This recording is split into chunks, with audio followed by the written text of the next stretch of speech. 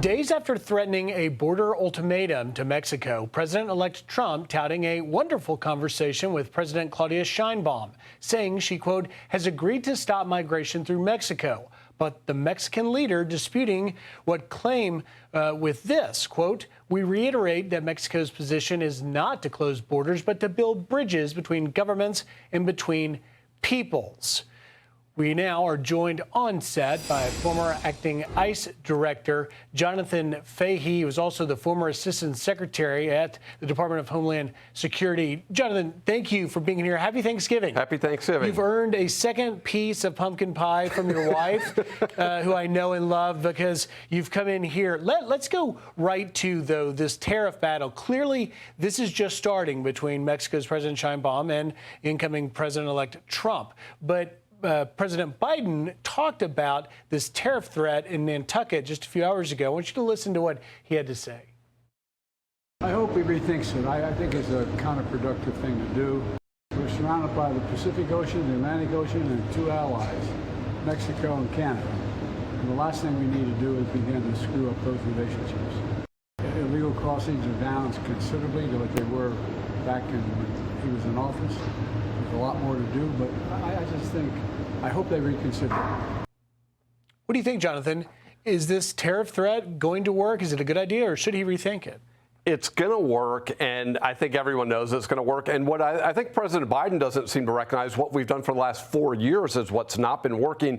But, you know, I think Mexico's going to cooperate. The other things they're going to have to deal with, if they don't want to close their southern border, we're going to re-implement Remain in Mexico, which means all these migrants claiming asylum are going to stay in Mexico, and we're not going to let them in. Other things that President Trump has in his, arsenal are things like we could possibly tax remittance to Mexico, which are upwards of $60 billion per year going back from people here sending it back to Mexico, which is a boom for their economy. So if we tax that, it harms them. So, and plus humanitarian aid. I think this will be short-lived. I know that President of Mexico has to, posture a little bit, but my guess is by January 20th, they'll be in line. The borders are going to be shut down, or at least every effort will be made to do so. It's interesting because you mentioned Remain in Mexico. We know that reinstating that is among Trump's earliest decisions he'll make, but it does take two to tango. She has to go along with it.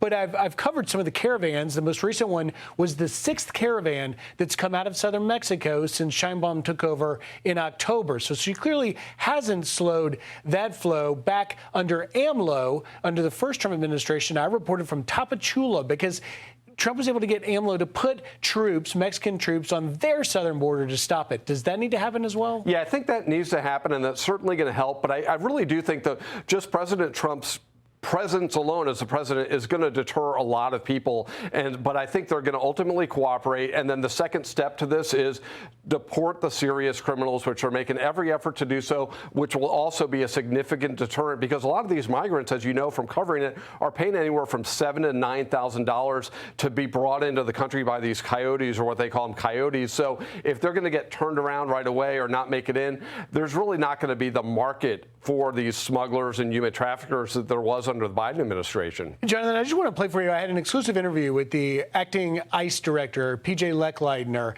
and he really spoke about his frustration with sanctuary cities, particularly when they stop ICE from going in after violent criminals. Listen here. Let's deal with violent criminal actors. We can all agree that they need to be dealt with. I think so. I don't think there's anywhere that they want someone marching out of like state or local custody because, okay, they served their time. Well, now they shouldn't be here, so let us take them in a safe way and get them removed appropriate in accordance with law. So he clearly, this is what the incoming Trump administration wants to do. How do you see this sanctuary jurisdiction battle sizing up? It's pretty interesting, and I think what he said, nobody wants serious criminals to stay, that's really not true, because these sanctuary cities have really doubled down. You've seen the Boston mayor, the Massachusetts governor, the governor of Illinois, that they don't want to even deport the most serious criminals. And as you know from last week, Laken Riley's trial, her killer was released by the New York sanctuary city, their policies. So, this is going to be a battle. It's going to be a tough battle, but I think ultimately most of them are going to yield. Things that need to be done done or withhold funding. Maybe there's legislation, maybe tie it to the tax legislation, maybe the SALT part of the deduction in the tax legislation, because this needs to end. Everyone should agree. Unfortunately, they don't, or the far left of the Democratic Party doesn't agree that the most serious criminals should be removed. But I think there are going to be battles, and ICE is going to step up to the plate to a level they have not seen.